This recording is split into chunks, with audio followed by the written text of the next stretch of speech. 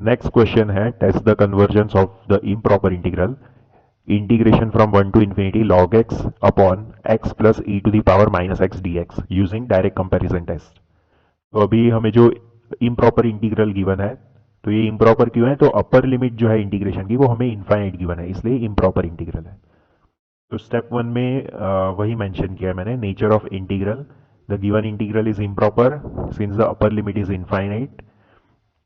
और upper limit infinite है तो उसकी जगह पर हम b पुट कर सकते हैं और बाहर लिख देंगे limit b tending to infinity. So the expression becomes limit b tending to infinity integration from 1 to b log x upon x plus e to the power minus x d x. अब next जो step है उसमें हम direct comparison test apply करने के लिए जो g x function का एक्सप्रेशन है उसको फाइंड आउट करने का ट्राई करेंगे using inequality. So in step two establish inequality for comparison. So since हमें इंटीग्रेशन दिया है 1 टू इन्फिनिटी के लिए, इसलिए हम वो रेंज कंसीडर करेंगे x की for x greater than equal to 1। तो देखो for x greater than equal to 1 हमें पता है कि e to the power minus x जो है it will be greater than 0, क्योंकि e जो है वो तो पॉजिटिव होता है और उसके ऊपर आप कोई भी पावर लगा दो वो आंसर जो है वो आपका ग्रेटर देन 0 ही रहेगा। अब ये जो इनइक्वालिटी है उसके दोनों साइड में x को ऐड करो, यानी कि लेफ्ट हैंड साइड में ऐड करो x plus e to power minus x और राइट हैंड साइड में भी ऐड करो तो 0 प्लस एक्स एक्स हो जाएगा। सो स्टिल इनइक्वालिटी होल्ड करेगी क्योंकि x जो है वो ग्रेटर देन इक्वल टू 1 है। सो कोई पॉजिटिव नंबर मैं लेफ्ट हैंड साइड और राइट हैंड साइड में ऐड करूंगा, सेम ही नंबर ऐड कर रहा हूं एलएचएस और आरएचएस में, तो ये जो इनइक्वालिटी है वो होल्ड करेगी ही करेगी। So x plus e to the power minus x greater than equal to x हो गया। तो देखो यहां पर तो ग्रेटर देन था, तो ग्रेटर देन है तो ग्रेटर देन इक्वल टू तो हम लिख ही सकते हैं, क्योंकि इसका रिप्रेजेंटेशन होता है ग्रेटर देन और इक्वल टू। सो अगर ग्रेटर देन कंडीशन होल्ड कर रही है तो ग्रेटर देन इक्वल टू भी होल्ड करेगी। So x plus e to the power minus x greater than equal to x. अब हम क्या करेंगे, लेफ्ट हैंड साइड और राइट हैंड साइड दोनों को x into x plus e to the power minus x term से divide कर देंगे इस इनइक्वालिटी में। अब देखो ये जो x into x plus e to power minus x जो है वो ग्रेटर देन 0 है। क्यों?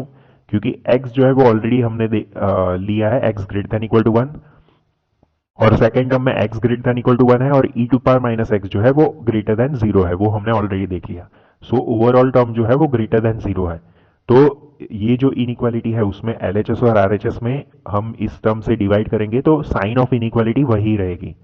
तो देखो लेफ्ट हैंड साइड में आप डिवाइड करोगे, सो लेफ्ट हैंड साइड में x plus e power minus x और ये x plus e power minus x cut हो जाएगा और बचेगा सिर्फ 1 अपॉन एक्स, और राइट हैंड साइड में x और ये x कट हो जाएगा और बचेगा 1 upon x plus e power minus x.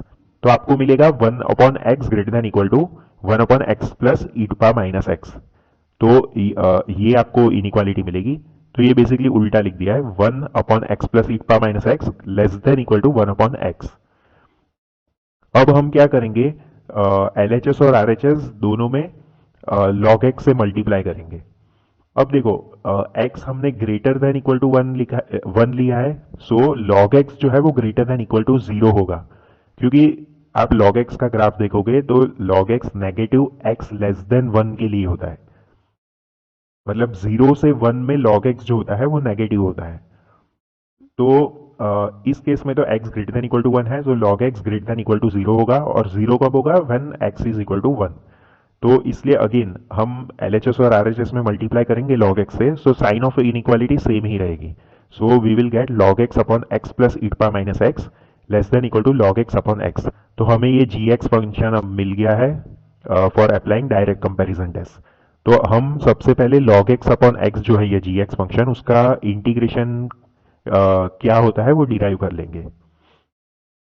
और बिफोर गोइंग टू नेक्स्ट मतलब determining the integration of log x upon x, ये जो आपने इनइक्वालिटी यूज की to find out gx function for applying direct comparison test, तो आप एक simple approach से भी gx फंक्शन आइडेंटिफाई कर सकते थे।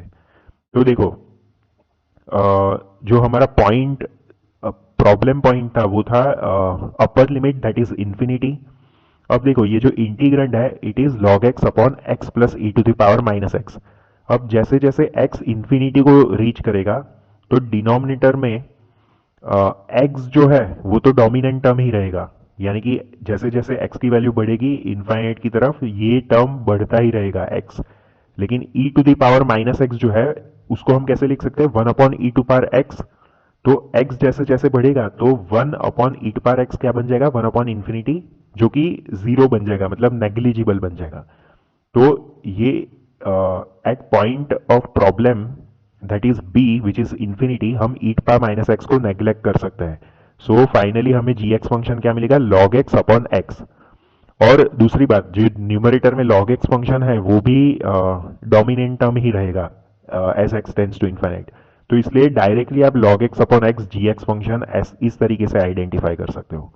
लेकिन अगर आपको मैन्युअली ही फाइंड आउट करना है तो इस तरीके से आप इनइक्वालिटी फॉर्म करके gx फंक्शन तक पहुंच सकते हो।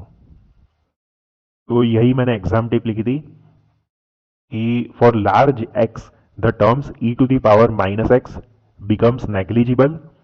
तो e power minus x negligible बन जाएगा क्योंकि that will become 1/e⁻x and 1/∞ will be 0।